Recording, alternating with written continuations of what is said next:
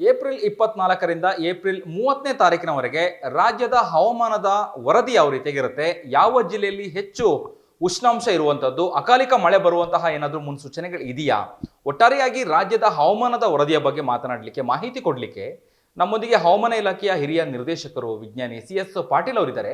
ಅವರಿಂದ ನಾವು ಮಾಹಿತಿಯನ್ನು ಪಡ್ಕೊಳ್ಳೋಣ. ಸರ್, ಒಂದು ವಾರ ರಾಜ್ಯದ ಹವಾಮಾನ ಯಾವ ರೀತಿಯಾಗಿರುತ್ತೆ, ಏಪ್ರಿಲ್ 24ನೇ ತಾರೀಕಿಂದ ಏಪ್ರಿಲ್ 30ನೇ ತಾರೀಕಿನವರೆಗೆ ರಾಜ್ಯದ ಹವಾಮಾನ ಮತ್ತು ಯಾವ್ಯಾವ ಜಿಲ್ಲೆಗಳಲ್ಲಿ ಎಷ್ಟು ಪ್ರಮಾಣದ ಉಷ್ಣಾಂಶ ಇರುವಂಥದ್ದು, ಅಕಾಲಿಕ ಮಳೆ ಬರುವಂತಹ ಏನಾದರೂ ಮುನ್ಸೂಚನೆಗಳು ಇದೆಯಾ, ಈ ಬಗ್ಗೆ ಮಾಹಿತಿ ಹೇಳೋದಾದರೆ. ಕರ್ನಾಟಕ ರಾಜ್ಯಾದ್ಯಂತ ಏಪ್ರಿಲ್ 24ರಿಂದ ಏಪ್ರಿಲ್ 30ರವರೆಗೆ ಉತ್ತರ ಒಳನಾಡು, ದಕ್ಷಿಣ ಒಳನಾಡು ಹಾಗೂ ಕರಾವಳಿ ಜಿಲ್ಲೆಗಳ ಕೆಲವು ಕಡೆ 25%ಕ್ಕಿಂತ ಕಡಿಮೆ ಪ್ರದೇಶದಲ್ಲಿ ಹಗುರವಾಗಿ ಅಲ್ಲಲ್ಲಿ ಗುಡುಗು ಮಿಂಚು ಸಮೇತವಾಗಿ ಮಳೆಯಾಗುವ ಹೆಚ್ಚಿನ ಸಾಧ್ಯತೆಗಳದಾವು.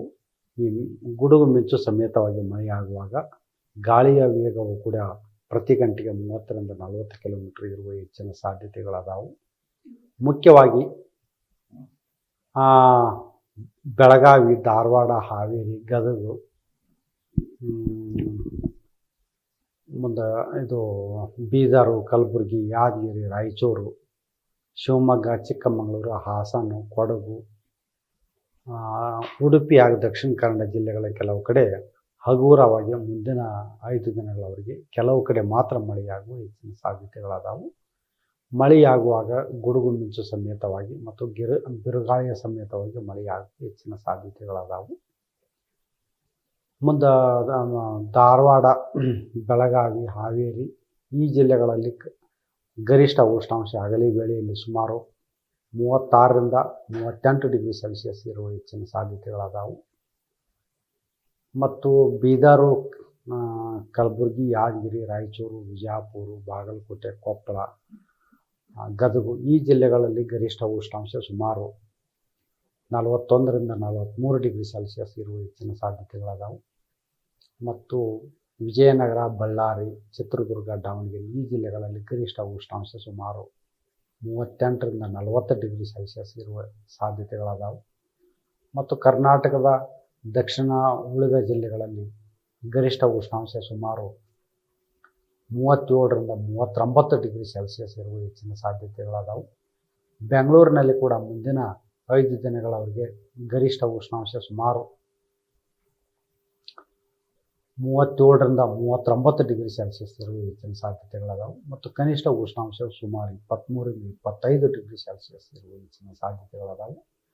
ಕರಾವಳಿ ಜಿಲ್ಲೆಗಳಲ್ಲಿ ಕೂಡ ಗರಿಷ್ಠ ಉಷ್ಣಾಂಶ ಸುಮಾರು 36ರಿಂದ 38 ಡಿಗ್ರಿ ಸೆಲ್ಸಿಯಸ್ ಹಾಗೂ ಕನಿಷ್ಠ ಉಷ್ಣಾಂಶ 24ರಿಂದ 26 ಡಿಗ್ರಿ ಸೆಲ್ಸಿಯಸ್ ಇರುವ ಹೆಚ್ಚಿನ ಸಾಧ್ಯತೆಗಳಾದವು. ಮತ್ತು ಕರಾವಳಿ ಜಿಲ್ಲೆಗಳಲ್ಲಿ ಹಾಟ್ ಆ್ಯಂಡ್ ಹ್ಯೂಮಿಡ್ ಇರುವುದರಿಂದ ಅತಿ ಸೆಕೆ ಮತ್ತು ಅನ್ಕಂಫರ್ಟಬಲ್ ವೆದರ್ ಇರುವ ಹೆಚ್ಚಿನ ಸಾಧ್ಯತೆಗಳಾದವು. ಮುಂದಿನ 5 ದಿನಗಳವರೆಗೆ ಕರ್ನಾಟಕ ರಾಜ್ಯಾದ್ಯಂತ ಎಲ್ಲ ಜಿಲ್ಲೆಗಳಲ್ಲಿ ಉಷ್ಣಾಂಶ ಏರಿಕೆಯಾಗುವ ಸಾಧ್ಯತೆ ಇದೆ. ಮತ್ತು ಉಷ್ಣಾಂಶವು ಕೂಡ ಹಗಲಿ ವೇಳೆಯಲ್ಲಿ ಮತ್ತು ರಾತ್ರಿ ವೇಳೆಯಲ್ಲಿ ಅಧಿಕವಾಗಿ ಉಷ್ಣಾಂಶ ಇರುವ ಹೆಚ್ಚಿನ ಸಾಧ್ಯತೆಗಳಾದವು.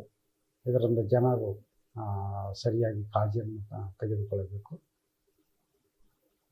ಸರ್, ಈಗ ಮಳೆ, ಅಕಾಲಿಕ ಮಳೆ ಬರುವಂತಹ ಮುನ್ಸೂಚನೆ ಯಾವ ಇದರಲ್ಲಿದೆ, ಯಾವ ದಿನದಲ್ಲಿ ಬರ್ಬೋದು ಅನ್ನುವಂಥದ್ದು, ಈ ಒಂದು ವಾರದಲ್ಲಿ ಯಾವ ದಿನ ಏನಾದರೂ ದಿನಾಂಕ ಏನಾದರೂ ನೀವೇನು ಗುರುತಿಸಿದ್ದೀರಾ, ಹೇಗೆ ಏನು ಅನ್ನೋದು?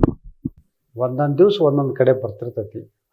ಸಾಮಾನ್ಯವಾಗಿ ಇವು ನಾವು ಮಲೆನಾಡಿನ ಜಿಲ್ಲೆಗಳಲ್ಲಿ ಮತ್ತು ಬೆಳಗಾವಿ, ಧಾರವಾಡ, ಹಾವೇರಿ ಈ ಜಿಲ್ಲೆಗಳಲ್ಲಿ, ಮತ್ತು ಅತಿ ಬಿಸಿಲಿನ ಇದ್ದಲ್ಲಿ ಬೀದರು, ಕಲಬುರಗಿ, ಯಾದಗಿರಿ, ರಾಯಚೂರು ಈ ಜಿಲ್ಲೆಗಳಲ್ಲಿ, ದಕ್ಷಿಣ ಕನ್ನಡ ಹಾಗೂ ಉಡುಪಿ ಜಿಲ್ಲೆಗಳ ಕೆಲವು ಕಡೆ ಮುಂದಿನ 5 ದಿನಗಳವರೆಗೆ ಇವು ಮಳೆ ಬೀಳುವ ಸಾಧ್ಯತೆಗಳದಾವೆ.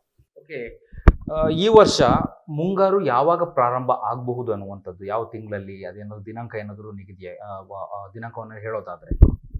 ಸಾಮಾನ್ಯವಾಗಿ ವಾಡಿಕೆಯಂತೆ ಮನ್ಸೂನ್ ಕರ್ನಾಟಕಕ್ಕೆ ಬರೋದು ಜೂನ್ 5ನೇ ತಾರೀಕು. ಈ ವರ್ಷನೂ ಅದೇ ವೇಳೆಯಲ್ಲಿ ಹೆಚ್ಚು ಕಡಿಮೆ ಅದೇ ಟೈಮ್ದಲ್ಲೇ ಬರ್ಬೋದು. ಇದಿಷ್ಟು CS ಪಾಟೀಲ್ ಅವರ ಮಾಹಿತಿಗಳಾಗಿತ್ತು. ಕ್ಯಾಮರಾ ಪರ್ಸನ್ ಅಭಿಲಾಷ್ ಜೊತೆ ಅಭಿಜಿತ್ ಗಣೇಶ್, ಕರ್ನಾಟಕ ಟಿವಿ, ಬೆಂಗಳೂರು. ನೀವು ಸಣ್ಣ ಆಗ್ಬೇಕಲ್ವಾ? ಅದು ಒಂದು ಉತ್ತಮ ಆಹಾರದಿಂದ ಸಣ್ಣ ಆಗ್ಬೇಕಲ್ವಾ? ಪ್ರತಿದಿನ ನಮ್ಮ ಜೀನಿ ಸ್ಲಿಮ್ ನ ಯೂಸ್ ಮಾಡಿ ಯಾವುದೇ ಸೈಡ್ ಎಫೆಕ್ಟ್ ಇಲ್ದಂಗೆ ನೀವು ಸಣ್ಣ ಆಗ್ತೀರಾ.